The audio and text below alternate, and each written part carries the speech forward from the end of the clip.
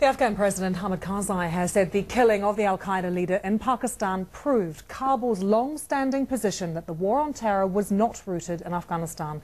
Let's take you to Kabul now, where we can talk to Ahmed Wali Massoud, the brother of Ahmed Shah Massoud, a leader of the Northern Alliance who was killed by al-Qaeda in September 2001. Thank you very much for joining us. It was Osama Bin Laden that ordered the hit on your brother all those years ago. I can imagine today being rather emotional for you. What was your reaction when you heard that he'd been killed?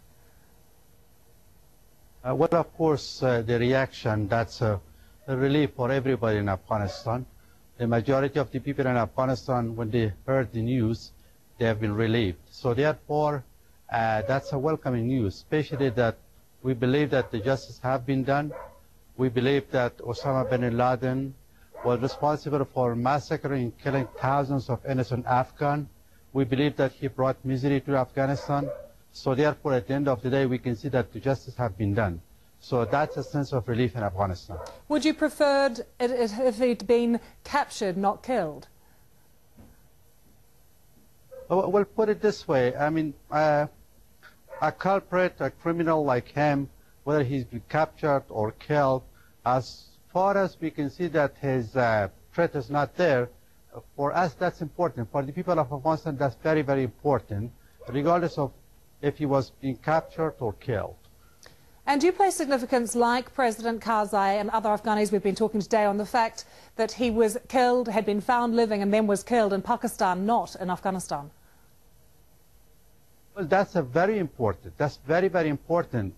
In fact, I believe that it's more important than Osama Bin Laden himself, because what it really kind of signifies, what it really kind of tells us, that Pakistan, which denied for years and years that they were not involved in helping terrorists, at the end of the day we can see that Osama Bin Laden, Al-Qaeda, and many other affiliate groups are being sponsored, organized, equipped, and sent by the Pakistan Intelligence Service. That's very, very important.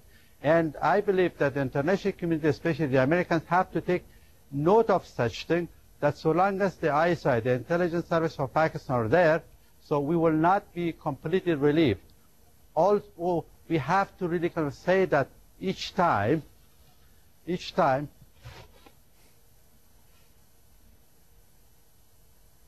all right, sir, do continue.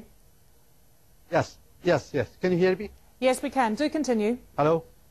Yes, of course. We really kind of have to say that so long as the service of Pakistan are here or there, so we will not be relieved. So we believe that we really have to do something. The Americans, the international community have to do something with the ISI, with the intelligence service of Pakistan. That's very important.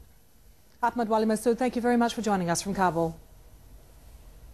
Now, just a line of news to bring you from the United Nations. The UN Secretary-General Ban Ki-moon has welcomed the news of Osama Bin Laden's death and said that it is a watershed in the fight against terrorism. So Ban Ki-moon there, the UN Secretary-General, saying that Bin Laden's death is a watershed, as he puts it, in the fight against terrorism.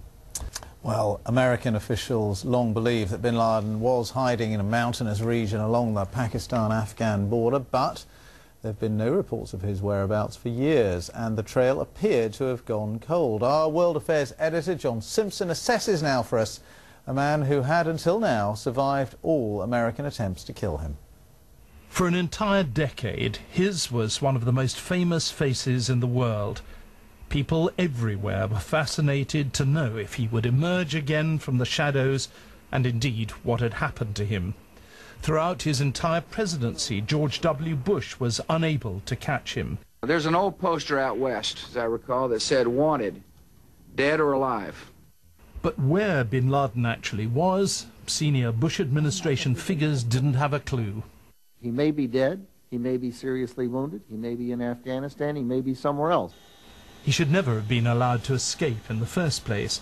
American special forces had him bottled up in caves in the Tora Bora Mountains in eastern Afghanistan. But only 100 or so soldiers were involved in the operation, while thousands of other American troops were kept on the sidelines. The local Taliban commander spirited him out of the area on a secret pathway which no one was guarding, and he got away eventually to Pakistan. لم يبق رجلا After that, all we heard of him was the occasional video message, from which every clue to his whereabouts was carefully excluded. The CIA said they were genuine, and sometimes he referred to current events. There were many more audio messages, 30 or so of them in 10 years. Last year, he issued more than in any other year since 2007. Since the Americans tracked him down through a courier, it must be a possibility that this relatively heavy traffic in tapes played a part in his downfall. Although his basic message was a deeply chilling one, Osama bin Laden in person was gentle, polite, and so softly spoken that you had to listen to him very carefully. His father was an immensely rich property developer in Saudi Arabia, and the family was huge. His childhood seems to have been a happy one. It was the Soviet invasion of Afghanistan in 1979 that radicalized him.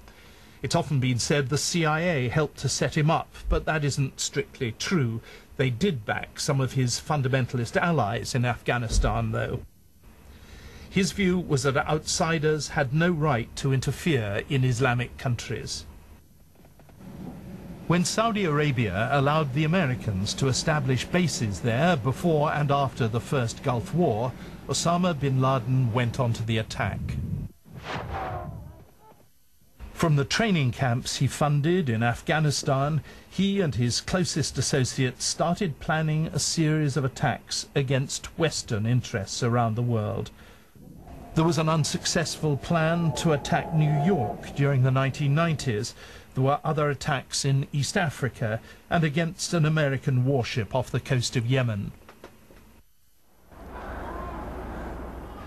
There was always a spectacular element, as daring as it was cruel, about bin Laden's deadly project. The idea of attacking key buildings in New York and Washington with hijacked aircraft heavily laden with fuel bore his unmistakable personal stamp. But it was all so brutal, so directly intended to kill ordinary innocent civilians, that there was revulsion right across the world, in Muslim countries as much as any other. Although there were other terrible attacks to follow, in Madrid and London especially, Osama bin Laden seems to have been only involved on the sidelines. His main concern was to stay free, even if it meant being a virtual prisoner of his own security advisors. There's always been a strong suspicion that elements in the Pakistani military secret service, which had helped him closely during and after the war against the Russians in Afghanistan, were looking after him still.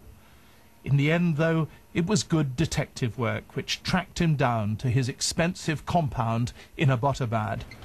With hindsight, it was inevitable. So was his death. He was never going to surrender to the Americans, and perhaps the Americans didn't want him to surrender to them. Well, we can speak now to Noman Benotman, who's a former Islamic radical who formed close links with Osama bin Laden and other key members of Al-Qaeda. Those links forged during his time in Afghanistan and also in Sudan. He now works for the Quilliam Foundation to counter radicalisation. Joins me now. Not many people we talk to who've actually spent time with Osama bin Laden. Just tell us a bit about him, the man, and when you met him. Yeah, as a man, he was completely different from Bin Laden, which, when you hear about him, like people reporting him in the news, someone responsible for killing like thousands and thousands all over the world. You know, a lot of innocent people, they get killed because of his instructions, you know, under the umbrella of war against Crusaders and Jewish. Bin Laden as an individual, he was completely a different person. It's confused. I'm sure a lot of people, they get confused about that, you know. He was very humble. It's very hard to provoke. Even if you in a dispute with him, he was very calm, and always he was capable of maintaining his calmness. You know, I can quite quiet, quite softly spoken. People yes, say. yes, and he was very polite. And I think the most important thing about Bin Laden, which is, I believe, attracted a lot of people to him, and they believe he was a genuine, the lifestyle. because of his background as a millionaire coming from like wealthy Saudis family, and himself he did choose to live like as a poor person, including his kids and wives. This is, I think, something very hard when you manage to maintain that, you know, for like more than 30 years. That's why a lot of people, they are attracted to him, and that's what's made him, I think, as a legend around the jihadi circus. And the last time you met him, because I think you met him several times, just tell us about the last time you met him. Yeah, it was in summer Kandahar, Kandahar, summer 2000. So just before the 9/11 attacks, in fact. I mean, a year or so before those attacks. Not necessarily associated with the No, I'm not suggesting yeah, that. But just to give us an idea of the time frame, yeah. Yeah, it's in summer 2000. It was in Kandahar, and it was for 1 week, and he invited me to have dinner at his house. It was omelette. Yeah, and as I told you, he was, but at the time, maybe it wasn't like a good experience for him, because it was like all about dispute. Myself, I tried everything possible to convince him he was wrong, including Al-Zawahiri and all the jihadists. You know, I told him it's now after maybe 30 years or 20 years of the jihadi movements in the Arab world, the outcomes, it's a total failure. It's as simple as that, you know. So you told Bin Laden he was wrong. How did he react to that, to being told he was wrong? Yeah, as I told you, he was very calm and smiled about that, but he tried, I think, to utilize it to his advantage, because he argued at the time, yeah, you are right, but it's about the national level. The jihadi movement failed because it's always tried to topple like national regimes, and a lot of Muslims, they don't convince about that, you know, to go through something in Arabic called fitna, like a civil war. But if you try at the global level, take it to the next level, and fight against the Crusaders and the Jews, which he believed the source of all problems happening in the Muslim world. This is exactly what Bin Laden and people around him, they believed. He thought at the time it's going to be a very successful experience. So he tried to utilize my argument to develop it against me, if you like. But as I told you, it was 1 week. It's all about dispute and about debate.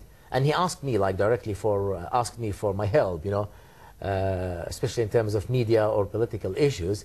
And at the time, he needs access to the LIFG X group. You know, I was to be one of the leaders, infrastructure outside Afghanistan and many other countries, and I refused, you know, to help him. I told him it's not our call, and my message is it's a total failure, and you should give up yourself and help the Afghans themselves to, because I believe myself, and this is the time to say that the presence of the Arab, especially Al-Qaeda in Afghanistan, I think it's the major obstacle really to give a chance to Afghan people themselves to start to build their own state. All right, well, fascinating to hear from you. That's Norman Ben Othman recalling one of the times he met Osama Bin Laden and had a pretty ferocious argument with him. Thank you very much for coming in. Thank you. Let's take you live to Washington now, where we understand that President Obama is at an award ceremony. He is awarding the highest medal for valor that there is in the United States. It's going to 2 Army privates who were killed in the Korean War. We are expecting him to perhaps address the death of Osama Bin Laden, to give some further comment, further to the statement that he made to the American public last night. We will take you to that just as soon as it happens. But for the moment, our correspondent Katty Kay is still at the Pentagon, and I understand she has been speaking to the White House. Katty, what can you tell us?